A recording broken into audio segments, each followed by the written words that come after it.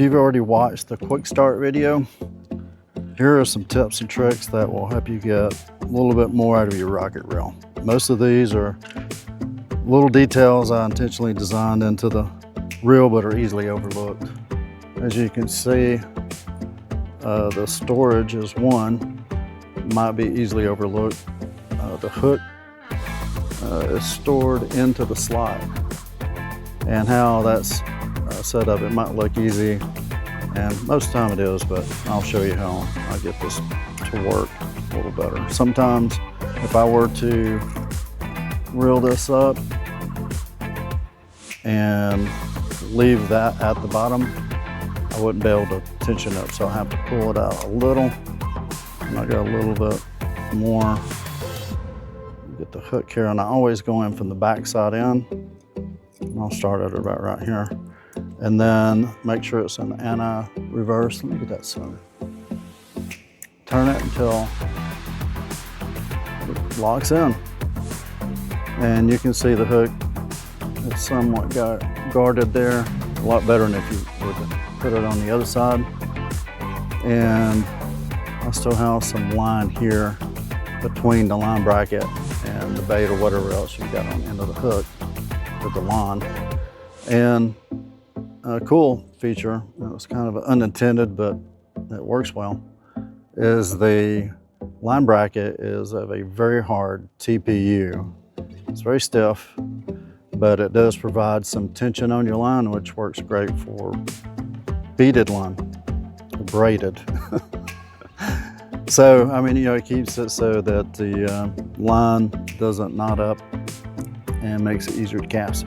So if you want to get this out, all you do, take it down into what I call stealth mode, which is second gear down. Remove that, put it back, reel it up. Okay, I was talking about the line bracket. It's a 72D TPU, which makes it very stiff. You can see it does flex. Another cool thing about that it does is when you reel, it flexes. So you know, your hand naturally doesn't want to go in a perfect circle and perpendicular to your hand. So that does help and comfort there. But I want to go over the gears. So you got anti-reverse all the way up, stealth is, and freewheeling. I call it stealth because it's so quiet when you reel.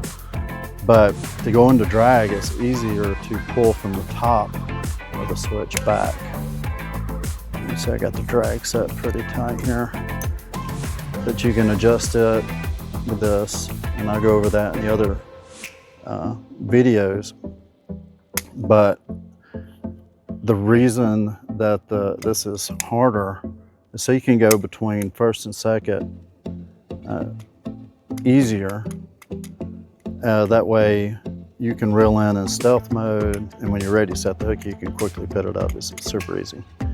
But there's another reason that I haven't went over in the other videos.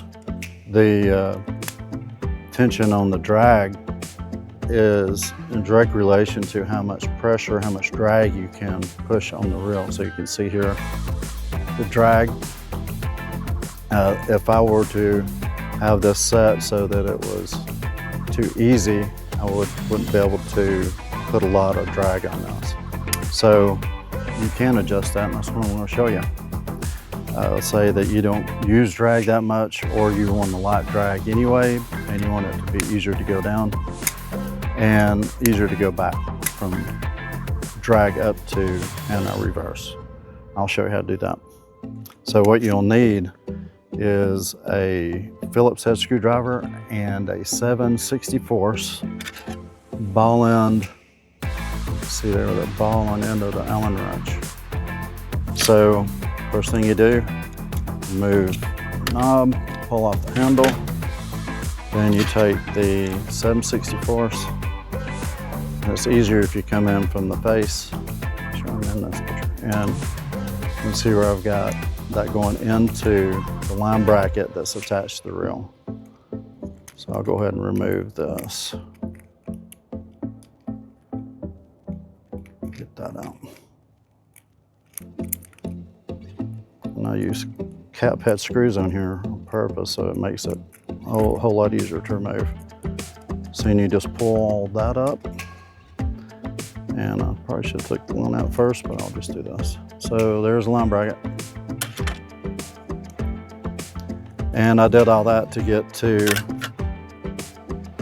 this, that screw right there. And I like to get to it from the same way. I come from the bottom, you can see there. Now what I'm doing here is tightening or loosening the screw. That has an effect on how hard this is to move through the different gears. So if I were to tighten it up, you go right, righty-tighty, lefty-loosey. So I'll do a little bit looser. And you need to go in small degrees on this in movement, because this is a screw with a coarse thread pitch so that it bites into the ASA really well.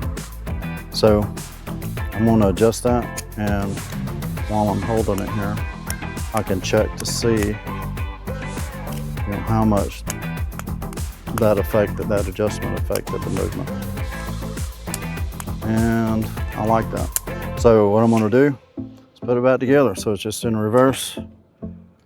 I will line those screws back up, put the screws back in using the same 7/64 Allen wrench.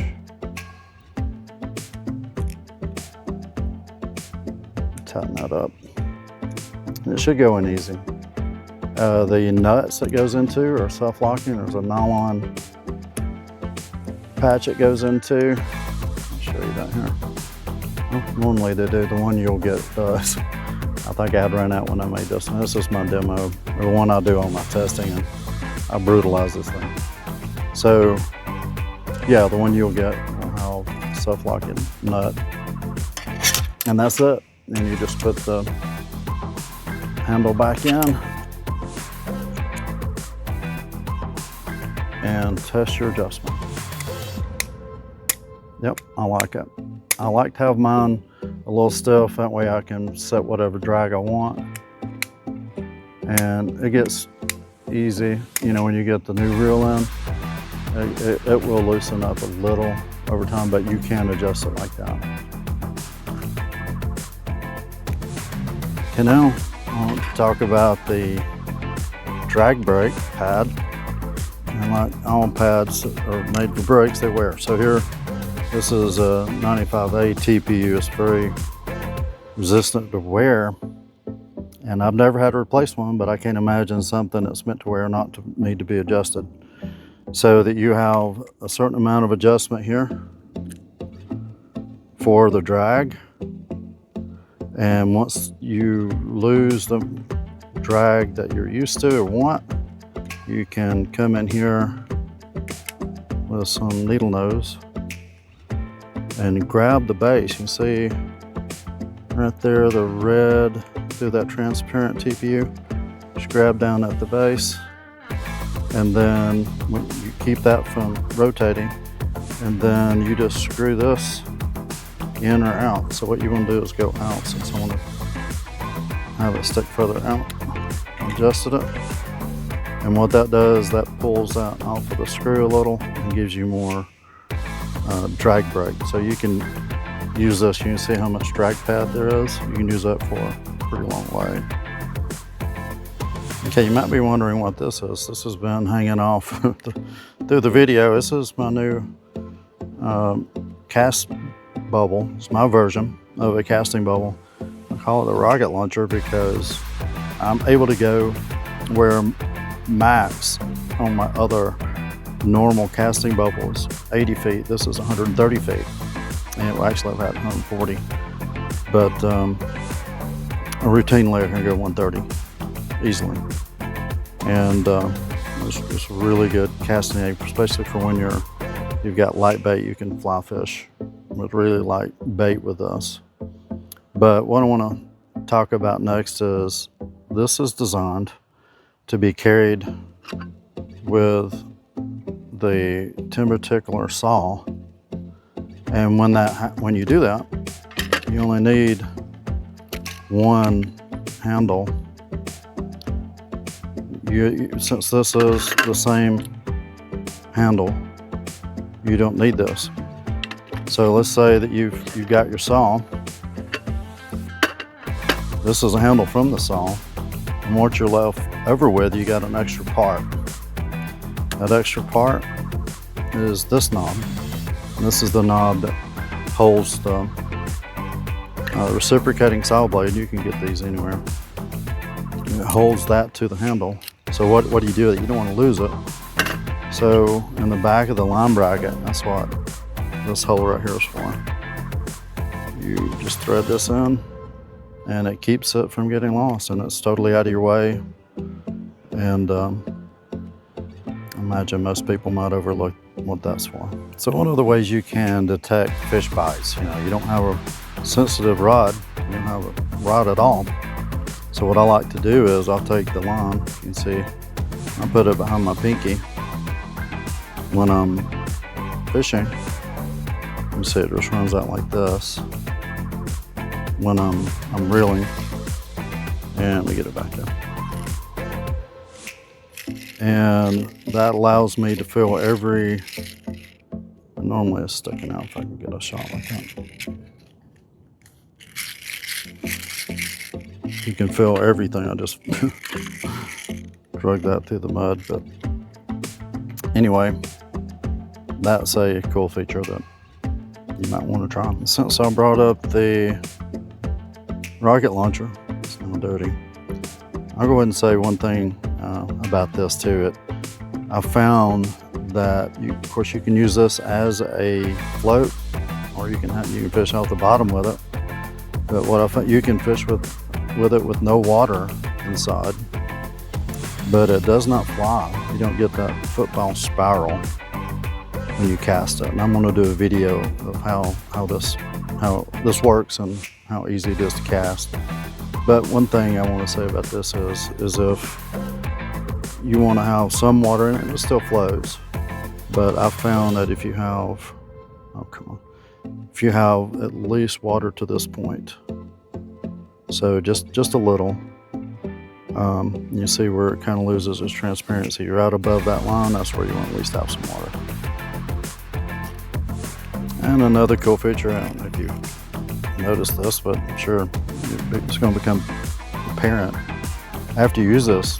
Every time you reel in your bait, it's right at you. You don't have to struggle to see it. If fish is taking a nibble out of your bait, or you've lost some of it, you can check it each time before you cast. That's another really cool feature about fishing without a rod. Okay, this is designed to work with a belt clip, and from the other videos you've seen how that works. But let's say you forgot it and you still want to carry it. What I've done before, I'll take this, run it through my belt loop, and then hook onto the line bracket, and my belt loop comes here, and it can carry like that. And so if you really want to go ultralight, that's another way to do it. I think that's a pretty neat way to keep it on your side. Okay, another thing that might not be so easily to notice is there's a, let's see if I can really see it.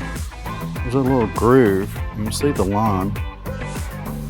That's where you tie the line off when you're spooling up the reel.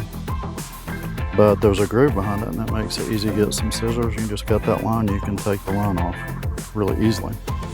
Now that groove, these two holes where you line the spool with, tied off, is in line always with the handle. That way you always know where to look. And if you notice a small hole right here, this is also where you lube. You use spray silicone. I like to use WD-40, it's called the Specialist. And right below that is another hole, and you can put a little in here too. I haven't lubricated this since I did the first time. I'm just trying to see how long it goes, and it's still going strong. And I've had this in the water more than a few times. Another feature is the reflective strands you see in the bungee. Say you're night fishing, you drop it in the water, take out your flashlight, and this will glow really bright. And the knobs are red intentionally. If I were to drop this, you know, in the, let's see if I can get to show you what it looks like on the ground. You can see it's a pretty easy spot. So that's another feature. Some people have asked how it's possible for the rocket reel to float. There's a couple reasons. One is you know, tiny bit over 4.5 ounces. That helps, but these are 3D printed. It's ASA, meant for the outdoors. It's hollow, so there's like a grid structure inside that creates little tiny air pockets. So it's all waterproof and sealed, especially when it's coated with the silicone spray. That helps to waterproof it as well. And the handle's the same way, so it's all hollow. That's why it's so light and strong. But that's what makes it float.